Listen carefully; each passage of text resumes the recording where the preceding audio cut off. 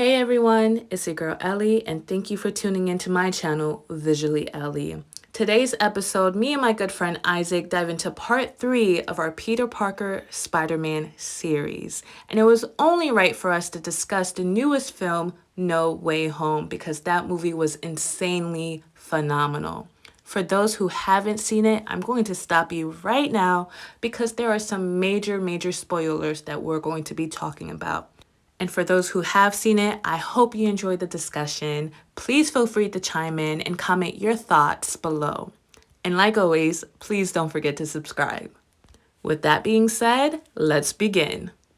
We did 2 videos discussing all 7 of the Spider-Man movie, leading up to No Way Home, which you seen, correct? Yes. You saw Saturday, and yes. I saw it yesterday. What are your thoughts? In short, feel like it was an amazing film. Right now, I'm still operating off of a high of watching the film, so I feel like it's probably my favorite Spider-Man movie right now. So I'm trying to discern whether or not that's just because I'm still operating off of that high. I just recently saw it, it's fresh. But at this moment, I feel like you can feel that they've worked extremely hard on every aspect of the film, aside from the obvious, the visuals, but also the story. Like the story itself is on par with Endgame, with how meticulous it is. I feel that it's quite possible that it could exceed Endgame in its story. But I feel that it just checks off every single box that I had for like fan favorites, fan service, but also making it make sense, because everybody wanted Tobey Maguire in the film. Everybody wanted Andrew Garfield in the film. I don't know about everybody, but I wanted Charlie Cox in the film. Like, as soon as I I saw the lawyer sequence thing in the trailer, I said to myself, I wonder if that's gonna be Charlie Cox. I wonder if that's gonna be Daredevil. And I was so satisfied when I saw Charlie Cox in the film. I screamed. I screamed when he popped up, so I had to calm myself down. I was like, oh, okay. Oh, I screamed a few times in the film. I screamed when Charlie Cox was in there. I screamed when Toby and Andrew came in. I felt like it was a concert because I wasn't the only one. Everybody was screaming. So, but yeah, they basically did a huge fan service. But the most important part was that they made it make sense. It wasn't like, we just bringing these people in just for the sake of it. They had a very good story. I feel like there could be a couple small plot holes, if anything, but it doesn't really make me feel like it was overwhelming. It doesn't make me feel like, this needs to be answered. But yeah, that was supposed to be in short, and I'm sorry. Because we're diving in. What was your favorite scene? I think that my favorite scene, wow. There's a lot of scenes that jump out at me. One, first of all, I know you're gonna talk about this scene.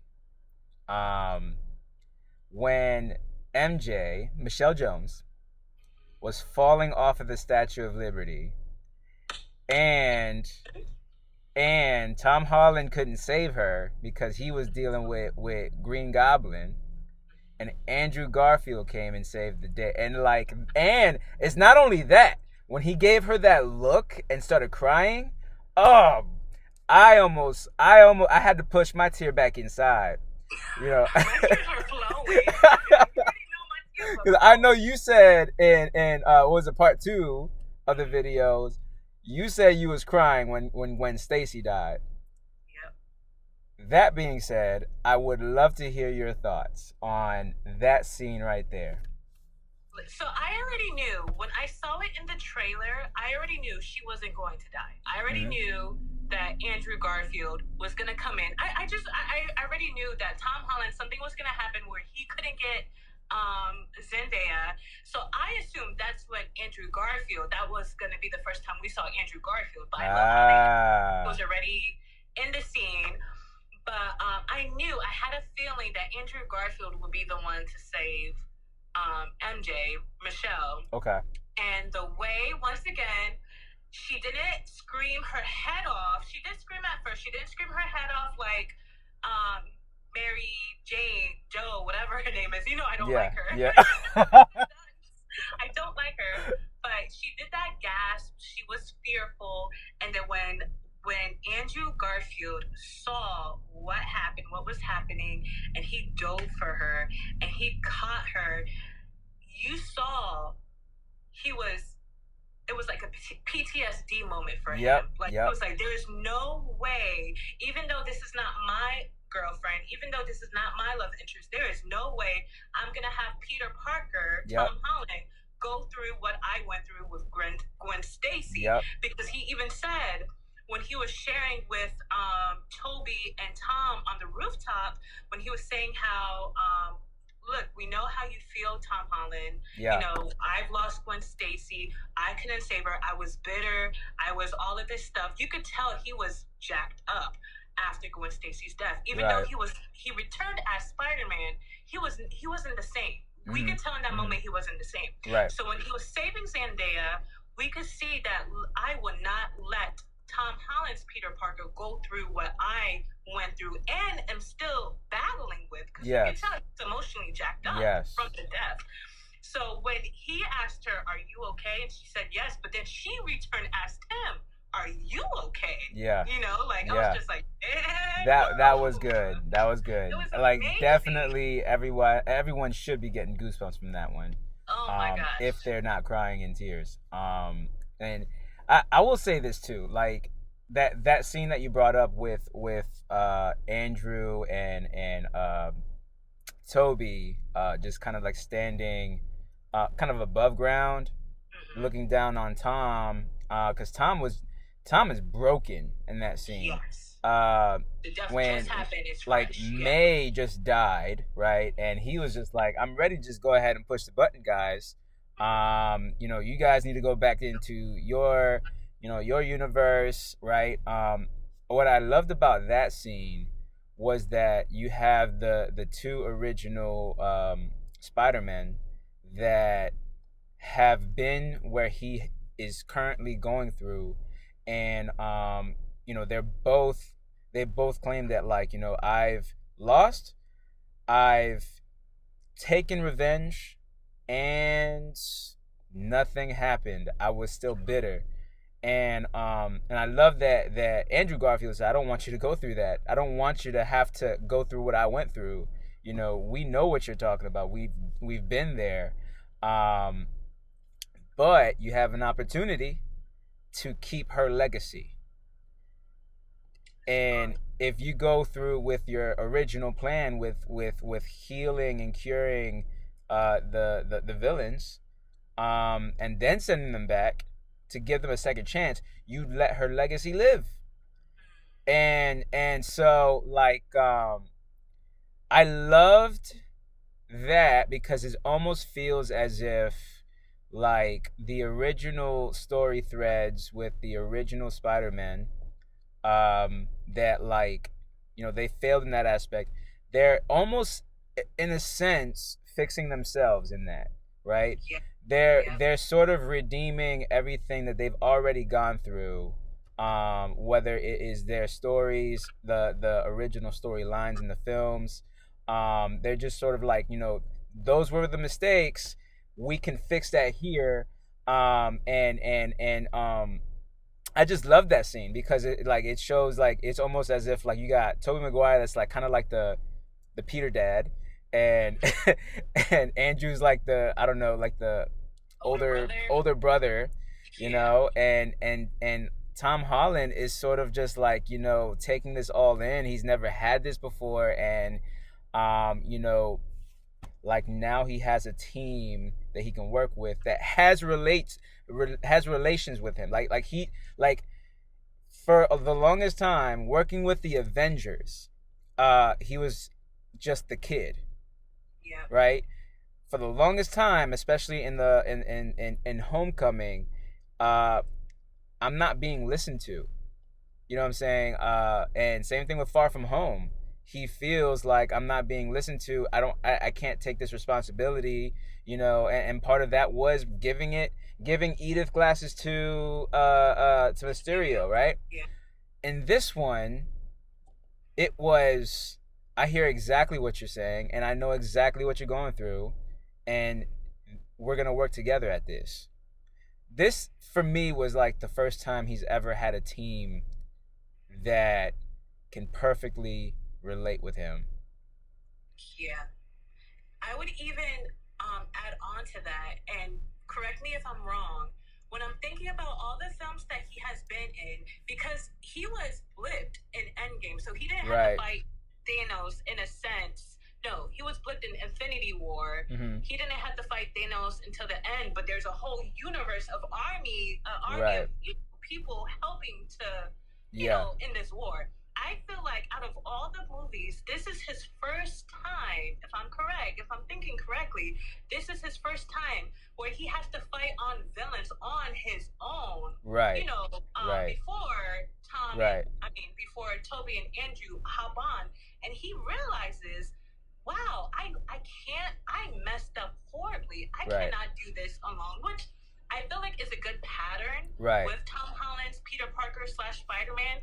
He realizes, man, my mistakes, one after another, from Homecoming, Far From Home, he realizes I cannot do this on my own. But this is the first time where we see him saying, I don't want to do this anymore. Because his aunt just died. Yeah. He doesn't want to do it. He's over. This is the first time we see Tom Holland's Spider-Man / Peter Parker give up hope. Right. He has hatred in his heart now. I want to kill this man. I don't want to do this anymore. I made a grave mistake. You see, like, the stages, man, I regret this. I made a grave mistake. Yeah. I'm bitter. I'm angry. I'm hateful. I don't want to do this anymore. I want to rewind back, though, because before that, I feel that because you mentioned the Homecoming and Far From Home, where like it highlights his mistakes and now he's trying to rectify those mistakes. In this one, I do feel like it's a bit different in that it's not a mistake that he's made. The mistake was, interrupting the spell, and not letting Doctor Strange send them back home. Well, I don't agree with that. I feel that the only mistake was interrupting the spell. He could have been clear with what he would like to do for the spell from the beginning, right? But once everything happened, right, with all the villains coming in, the moment that he found out that these people are going to die if we send them back, I feel that they actually captured the essence of who Spider-Man is, and Joel can speak more on that. He can correct me if I'm wrong. I feel that they captured the essence of who Spider-Man is, because once he found out that they were going to die when being sent back, he was like, nope, I'm not going to let that happen. And I don't think that was a mistake, because that was a character move. That was the heart of the character. He regretted it. Because Aunt May died. Yeah. However, I think they enforced the fact that it wasn't a mistake through Aunt May, when she says that you've made the right choice, and do not give up on them. And she said that right before she died. Yeah. A lot of I feel that we would miss the fact that this is a Spider-Man character thing, in the fact that like these are villains that are actively trying to kill him, and he's still trying to save them, right? And if you think about even some of like what me and you talked about with the comics of how we found out that Spider-Man holds his punches, because if he doesn't hold his punches, he will kill every villain that he fights. Yeah. And there's a small allusion to that with Andrew Garfield saying, "I stopped holding my punches," and that's how he was regretful. I stopped holding my punches. I feel like that was alluding to the comics, in that Spider-Man stops holding his punches, he will literally tear off a human head by one punch. And so I feel that with this movie, what's different is that the choice that Peter Parker made to not send them back was not a mistake, but it was a choice that had repercussions.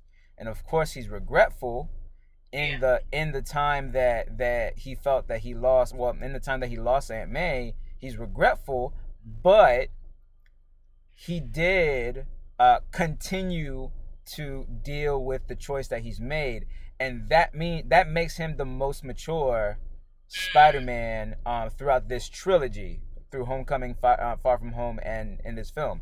He did the most mature thing. The hard choice was to take that cube from Doctor Strange, not send them back. There's repercussions for that. The next choice, he could have pushed that button, but he didn't. The choice after that, he could have killed the Green Goblin. Yeah. He had that opportunity to do so. Yes, he was stopped, but he was awoken from that state of rage. Yeah. And so he had a choice between killing him and curing him, and he cured him. So. And go ahead. No, go ahead. I was gonna say, I love that you mentioned Green Goblin, because I want to kind of move on to with the villains, my favorite people, the villains. Yes. I was talking to Greg last night, and I was kind of sharing with him how I feel like out of all the villains, you got Green Goblin, Dr. Octavius, Lizard, Electro, and Sandman. Mm-hmm. Right? That's all five. I feel like there was only one true villain. Now, hear me out. Because I feel like when I think of a villain, obviously, they do bad stuff, whatever. But if you truly think about it, minus Dr. Octavius, so I think the true villain is Green Goblin. Obviously, that is Spider-Man's arch nemesis for clear reasons. He killed Gwen Stacy. A version of Green Goblin killed Gwen Stacy, and he killed Aunt May. Spider-Man hates Green Goblin. But the other villains, apart from Dr. Octavius, because like Spider-Man said in the movie, there was like some part of his equipment that like overrided Dr. Octavius, whatever. Anyway, but when Dr. Octavius is in his right mind, and the other villains, honestly, I feel like they want to be left alone. Like, they don't care to harm other people. Like, you got Electro, who wants to be seen, but he just wants power. If you leave him alone and give him all the electricity in the world, he's good. He ain't gonna mess with you. Unless you try to stop him, Then you have Sandman. He just wants to go home to his daughter. That's how it's been from day one. He just wants to go home. Leave him alone. He good. You got Lizard, who wants to turn other people into lizards because he thinks that he's helping them. Okay. We need to stop that dude, though. We have to stop him, though. We have to stop him, obviously, because I ain't trying to be a lizard. Nobody. Right. But you got Dr. Octavius, I feel like he even stopped himself in the second Spider-Man, from, doing harm. Right. So the only villain, in my opinion, the true villain is Green Goblin. Because, like I said in the last video, when a villain loses himself, even psychologically, there is no stopping him. He does not care. And we talked about it a little bit, we love the depiction of Green Goblin. He's losing his mind. He don't care. He's going to kill Aunt May. He's going to kill whoever is in his way. Flip it on the other person. Say it was your fault that this person died. That's what he did with Tom Holland. Aunt May is dead because of you. He sure did. There is literally no rhyme or reason to what Green Goblin is doing. He just wants to destroy. He loves it. And we see it when Tom Holland is going crazy on him. Yep. He's just laughing. Yep. Like, Yep. it's just so joyful to him. And it Yep. reminded me, when he was doing that menacing laugh, it reminded me, we're gonna, go to DC for a second. I know you're going there. It reminded me of Joker. Yeah.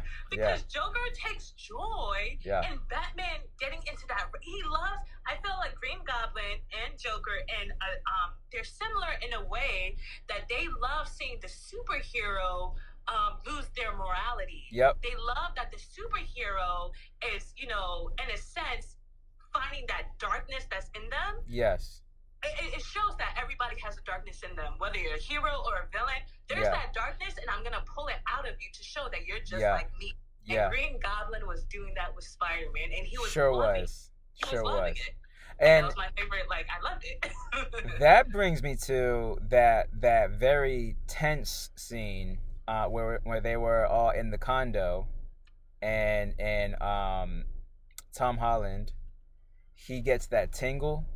Yes. That scene right there was like, what is gonna happen right now? We know that something is gonna happen, but we don't know what's gonna happen. And he's just like looking around at everybody, and then he closes his eyes, and then he does the web thing. Oh my I God. absolutely love that scene, especially because Willem Dafoe, he switches up so quickly, and you so quickly. You can't even tell. Yep. When he was like, you did that neat little trick you got there. He was like I love how he changes his voice too. Like, you can tell there's two different characters that he's playing. Yes. He murdered that role. Like, I feel that as good as he was in Sam Raimi's Spider-Man 1, like, that he did perfect in that film. Yeah. He amped it up in this film. I felt genuinely like there was some scenes where I felt scared for Tom Holland, and especially in that first interaction scene right after that moment where he does his web shooter, and they're fighting each other.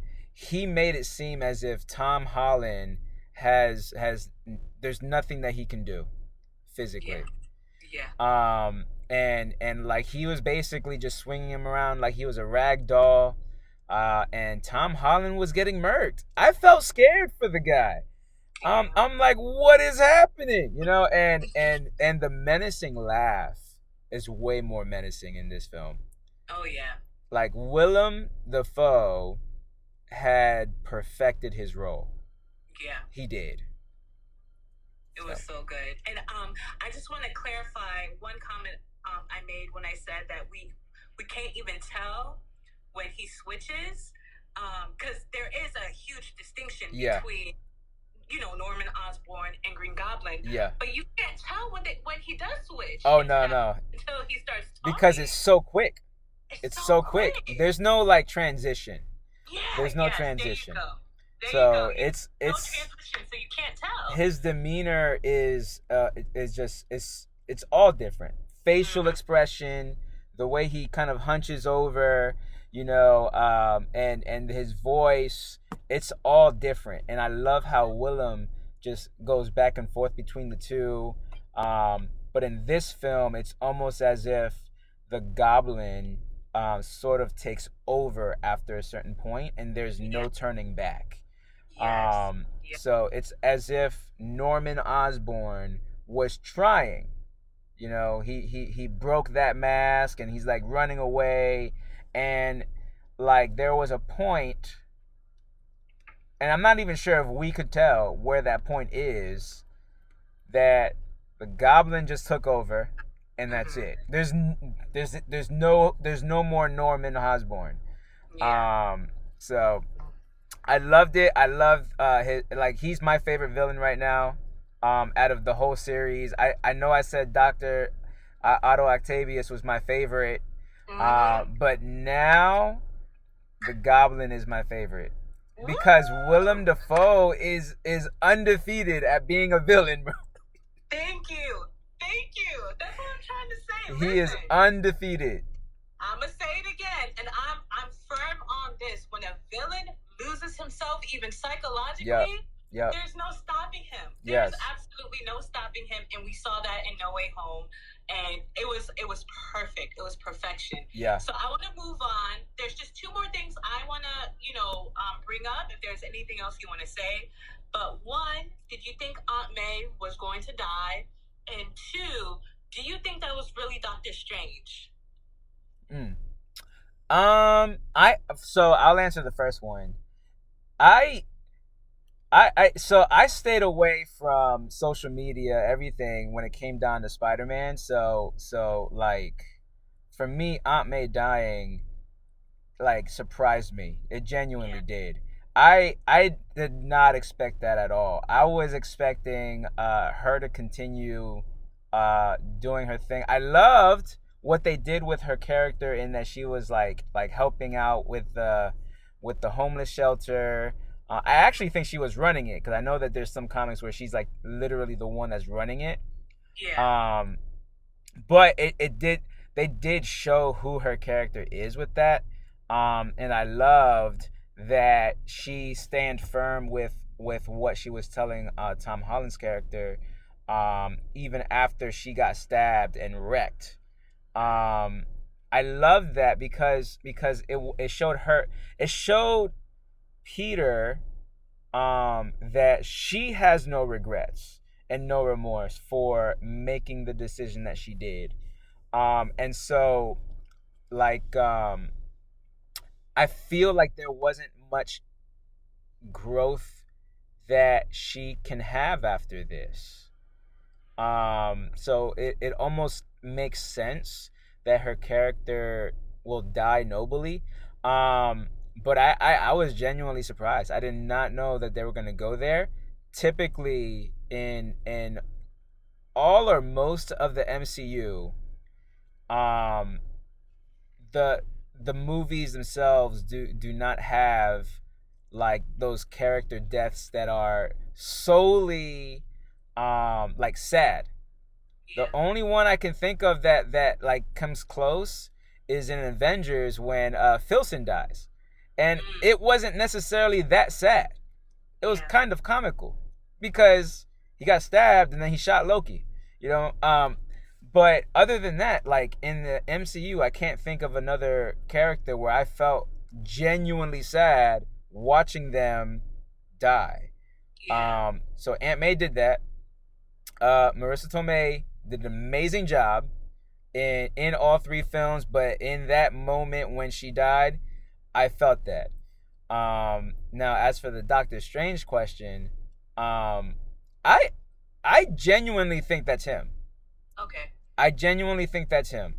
I know of the theories that it could be another character. It could be Mephisto. It could be, just like a trick. But at the end of the day, at least what was portrayed was that the spell did not work. And that wasn't necessarily Doctor Strange's doing. He was trying to do a simple thing that he's done before that Wong knows about. And then it got ruined because Peter was adding terms to the spell. And then Doctor Strange has actively helped or tried to gather all of the villains and put them back into their own universes. And then we got the last spell that did actually work, which is to make the whole universe or world forget that Peter Parker exists. And so I feel like it was Doctor Strange. I'm going to be honest with you, though, that Doctor Strange, like, I like him as a character in this film, but I almost feel like I felt like it like his character in the film left me wanting a bit more. Yeah. His character, I felt almost served as strictly plot device. There wasn't necessarily like character growth for him. Not that there was any needed. It was just like every scene that he was in, it was strictly for plot purposes. Like the movie wouldn't work without those specific scenes, and that's it. Like, it was That was it. So when he was explaining to Peter at the end of the movie that, like, I'm gonna forget you too, and he was getting a little emotional, I didn't feel that emotion for him. You know what I'm saying? Because I felt like we didn't really get anything from you as a character in this film. So that's kind of where I felt with his character. But that's really like one of the only critiques I have. So yeah. So with me, I was absolutely surprised with Aunt May dying as well. So the scene that I thought was a spoiler, so it was my cousin actually did a boomerang of that scene when Happy comes after Aunt May passes, and Spider-Man looks at Happy, Happy looks at Spider-Man. So that's the scene I saw. Okay. But I felt like that was enough for me to know, okay, something happened. Okay. I assumed it was going to be Happy that died. But I was like, I don't think they would kill off Happy because I don't think that would devastate us enough. Right. So I was like, I don't think that's Happy that's going to die. But that scene, something's happening. So I thought it was either Happy was going to die or Spider-Man just realizes I can't save the world. Right. So those were my thoughts. But no way did I ever think or imagine Aunt May was going to die. Yeah. And so I was thinking, I was like, now I don't know which. I think Gwen Stacy's death still hits me a little bit harder. Okay. But it's like right here. I'm like, I don't know. Like, crying. But man, and I agree with you completely. Like, she did phenomenal. It was a beautiful. She died with nobility. She died as a noble character. Yeah. And then moving on with Doctor Strange, I was going back and forth. I'm like, he seems odd to me. I don't know what's happening because he's fought with Spider-Man. It's not like this is their. I felt like this was their first time meeting. Like the chemistry that it was giving off in the movie. I'm like, this is not their first time meeting. And Doctor Strange even says, like, you fought with me. Right. But I have to remember you're still a child. Yeah. But they've met before. So I don't know. I didn't like the chemistry. I expected more from Doctor Strange too. Yeah. But I love that Doctor Strange was kind of a cliff note rather than I love it focused on Tom Holland. Focused on Spider-Man. I absolutely love that because I felt like in the other movies, especially in Homecoming, Iron Man took the show. That's true. That's true. So I'm glad that Doctor Strange was the cliff note because we got more of Tom Holland as, and I'm about to bring something else up. Hopefully I don't forget. But anyway, the only reason why I was kind of questioning if this is Doctor Strange or not because of the post-credit, the trailer that they showed us. Oh, yes. Have you seen the What If shows? I did not finish it. So I saw the Doctor Strange What If though. Okay. When he completely which What If episode? I was thinking about the Doctor Strange one, but there's another one. So like at the end of the Doctor Strange episode, we end with the sort of evil, dark Doctor Strange. And he does kind of show up later on in the later episodes. And so like my wife and I were talking about Doctor Strange and how he will we were wondering because we know that the What If shows are gonna be canon to the MCU. Yeah, for sure. So we were wondering where the dark Doctor Strange were gonna come in. Yeah. And so I don't think that is the dark Doctor Strange though. In Spider-Man. I mean that's just me. But you go ahead. I'm sorry. Yeah. No, you're good. I did see that episode, the Doctor Strange one. It was insanely good. But I don't know what. Maybe it's because I've read the theories, like you said, that it could be Mephisto, if that's his name. I forgot his name. But yeah, so that had me wondering. And then the trailer that they show at the end, which I hope they continue to do that, like show trailers at the end of the film. But anyways, it made me thinking, like, was that really Doctor Strange, or is Doctor Strange on the verge of like losing his mind? And I don't know. But the last and final thing, which I thought of you when I was watching the movie, we finally got a great glimpse of Tom Holland's Spider-Man swinging. Yes. Swinging. On top of that, I will add on that we came back to the traditional Spider-Man suit. Yes. That royal blue that came in. Yes. That pops out. And then we got that swinging. Oh man, I was thinking to myself, I wonder if Jon Watts was like, we need to have a swinging scene somewhere. Yeah. And it's fitting because now I feel like with the ending, we're getting to a point where Tom Holland's Spider-Man is going back to the roots of who we see Spider-Man is. This is almost as if he's graduating into becoming Spider-Man. Whereas before, he was, he's just trying to be in the shadow of Tony Stark. He's learning not to do that, and he's wanting to be an Avenger. I'm boasting about being an Avenger, but now it's like, all of that is gone. Tony Stark is gone. The Avengers don't know who I am. I am by myself now. I won't be able to use the Tony Stark technology that's been available to me the whole time. I'm gonna make my own suit, and if anything happens, I'm by myself, and that's that. So I feel like whatever comic books there are for Spider-Man, now Tom Holland is donning that suit, donning that character, where there's like literally I'm the friendly neighborhood Spider-Man, and there's nobody else that's gonna be able to help me or team up with me. Yeah. And while you're talking, I'm trying to keep this call short, but I just keep thinking of stuff. Okay, my final comment with the ending, before the movie completely is over. Yeah. When he meets with MJ, when he sees MJ and Ned. Oh. Listen, like, oh my gosh, their chemistry, they're dating in real life. Yes. Especially at the end when she's like, I don't want to forget you, all of that stuff. Yes. But the beautiful part, because it reminds me a mixture of Toby and Andrew. Toby, he was clear cut, like, MJ, I'm sorry, like, I can't tell you I love you, you know, I don't want you to be in danger. Yeah. Andrew, he kind of risked it. He was like, I know I made a promise to your dad, but I still want you, whatever. Yes. But and the reason why this is so significant, because I had a phone call with my friend. He said he hated Tom Holland's Spider-Man because Tom Holland's Spider-Man was so selfish.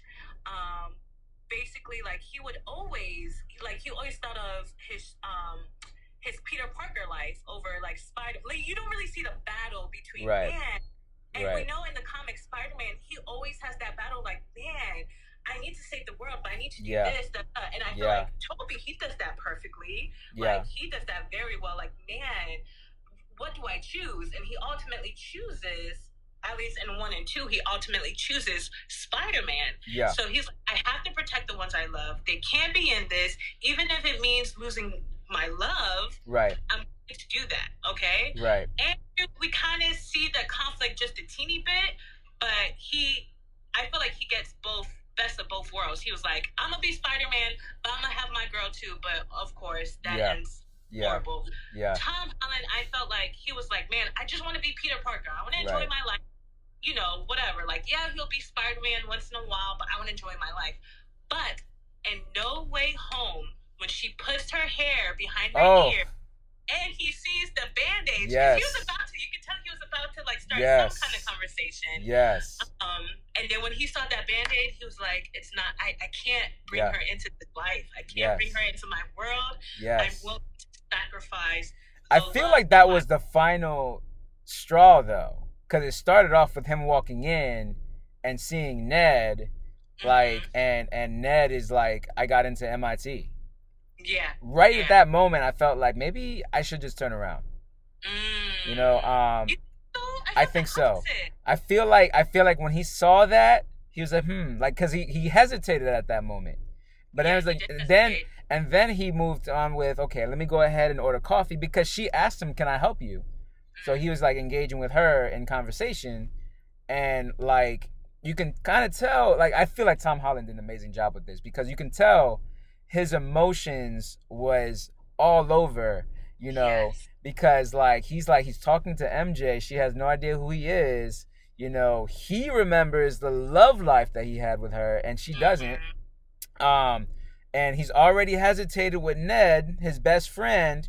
And then finally, it's almost as you can see him, I'm just gonna go for it.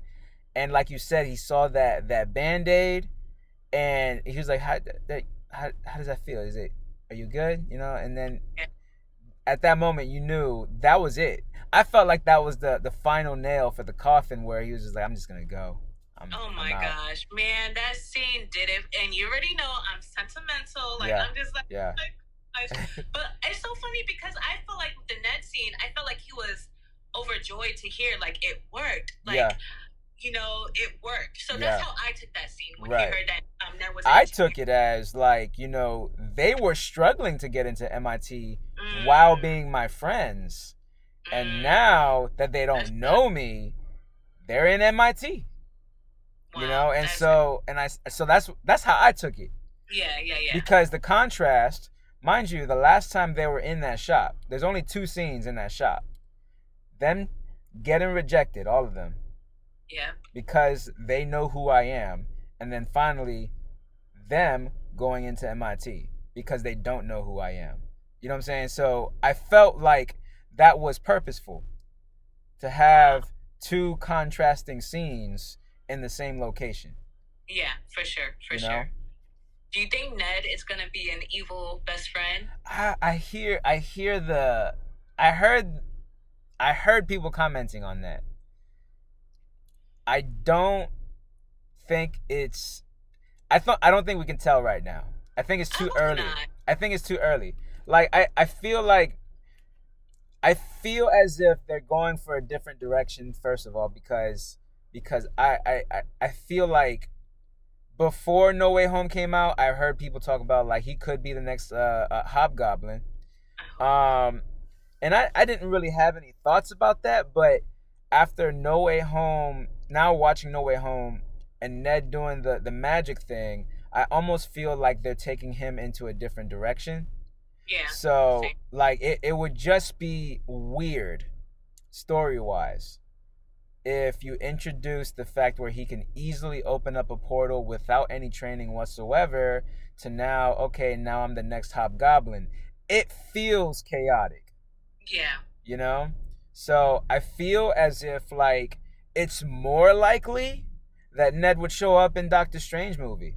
And I'm not sure if that's gonna happen, but it's more likely that they would go that route, that he would become some sort of apprentice or something. Yeah. But I don't think he's gonna become a villain. I don't think I would like the idea after watching No Way Home. So I agree. I would not want him as a villain at all. I feel like they are gonna go a different direction with him, with the magic and all of that stuff. Because he even said I guess his grandmother say that the family line does magic and stuff like that. I feel like he's gonna figure out some family line of magic in Doctor Strange's world and all of that stuff. But I'm gonna end in a little bit. My only critique with the film, Marvel really has to stop. The MCU really has to stop with the humor. Yeah. I saw your post. Yeah. Oh my gosh. Yeah. I added a post on it. Let the darkness, let the seriousness sit. Let us feel uncomfortable in the darkness, in the seriousness, in the tragic. And they always do that either before or after a tragedy. Right. So before a tragedy is about to happen, or after a tragedy just happened. Right. I'm like, let us sit in it. There does not have to be any humor, any comical relief. Let us sit in it. Let us be uncomfortable. I agree. MCU would turn it down a notch with the humor. Yes. I have thoughts on their humor. I think that I would narrow it down more to the randomness of it. So for me, I enjoy some of the humor that they have coming from some of the characters that are uniquely the humorous characters. So Ned, when he's in a scene, I know he's gonna say or do something funny, When the three of them are together, they're like their chemistry, all three of them, Ned and Zendaya and Tom Holland, they have great chemistry all together, all as the three, and they're genuinely funny together. Like I love the scene about the like them making fun of Dr. Otto Octavius. I loved that scene. Yeah. You know, yeah. But when there's something that happens that's supposed to be funny in a serious moment, like you said, it ruins it. One great example is in the Doctor Strange movie, the one that we know of, where he's like getting ready for battle. He has the cape on. He's standing in front of the mirror, and then the cape just starts messing with his face, and it's just like, that was weird, you know. So I think that, and that happens quite often in the MCU films, is that they just have the random moments of humor, and it interrupts. So for me, it's really more like I'd rather funny moments be by characters that are known to be funny, and what they say. You know, like it could just be the timing of what they say. Ned saying, "I'm never gonna be a superhuman villain. Like I'm gonna always be your best friend." I thought that was funny, but I also thought it was a good moment for him to just like ensure to Peter that like, bro, I'm with you. You know, so like it wasn't a serious moment, but we can take it as at face value for what he said, but it was also funny. You know, I love moments like that, not the interrupting kind. Yeah, I feel you on that. Before we hop off, come on in, Rafy. Rafy. We have a hidden guest who is just listening. Which thoughts? Give your. Hey. Give your quick synopsis of the movie, your thoughts and all of that jazz. What you thought? So, just as an aside, I have not seen all the Marvel films. I've seen a lot of them here and there, but like I know I need to get better. But I love cultural analysis of films and just kind of thinking about like how characters are made very human.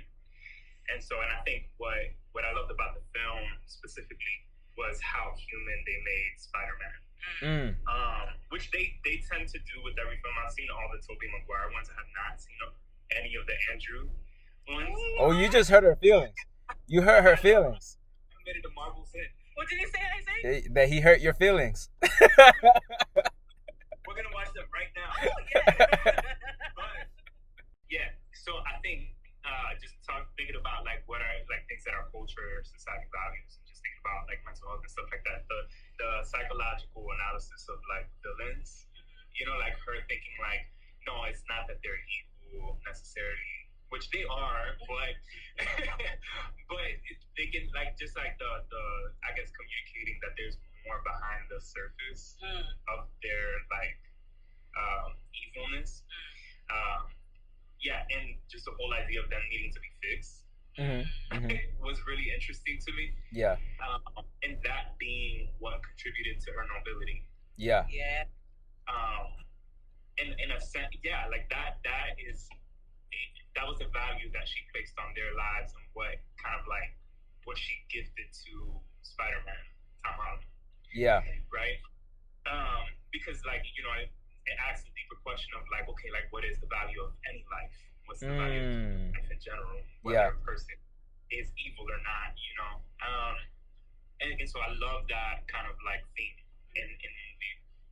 And I also think too, I mean, you guys, keyed in on a lot of this stuff. Just like the human aspect of course, love, like the love interest and this idea of being forgotten. Like I think one of the things that as people we everybody wants is to be known and to be loved, right? Right. And so the fact that like he was willing, I couldn't imagine having to do that. Like, the fact that everybody in this entire world that I know and love will forget. Wow. Yeah. The scene when he went to go visit the gravesite of Aunt May and Happy stands next to him. Yes. And has no idea who he is. Yes. Like, how did you know her? That tragedy. Wow. Literally the whole tragedy by yourself. That's good. And so like, I don't know, painting Spider-Man from that struggling standpoint. I think often we want to see superheroes as kind of like these perfect, kind of like no struggle kind of people. But then again, it's just like when their humanity is painted, even with their like super strength or like their, yes, abilities or powers, like we relate to them. Yeah. Yes. So yeah, that was my 2 cents. That was I like your 2 cents. That was good. That was good. Let me get Isaac back in. Isaac, I don't know if you have any ending comments, if you want to say anything. I will. The only comments that I can think of right now is that I will most likely watch the film again in theaters, probably 2 more times or something. Because I feel like I need to, in this case, probably get my fix. So, it's an amazing film. I was gonna see it again today, but I'm like, I'll see it again, but I don't know when. Yep. So for me, I have to make arrangements, find a sitter, and all that stuff, and but it will be worth it because it's an amazing film that I feel like deserves a second and third viewing. So. Oh, for sure. And your top 5 list, where does it go on your top 5? 1, 2, 3, 4, or 5? Out of all the Spider-Man films, or just in general? MCU films. MCU films. Is it even in your top 5? No, it is. Because I have a few, but I did not think about this question. That one, you got me with that question. I think right now, it's gonna be between 1 and 2 on the MCU films. Yeah, I think yeah, I would venture to say that it's number 1 right now. Wow. As my MCU film. It has the most emotion. Some of my favorite MCU films is because of what they've done in the genre bending. Like Winter Soldier was my favorite for a while because it tackled the espionage type of genre, but this one for me has the most emotion out of all the films that I can think of. I really we talked a lot about relating with the characters in the Tobey Maguire ones and the Andrew Garfield ones, but for this one I really felt like I sympathized with Tom Holland's character in his decision to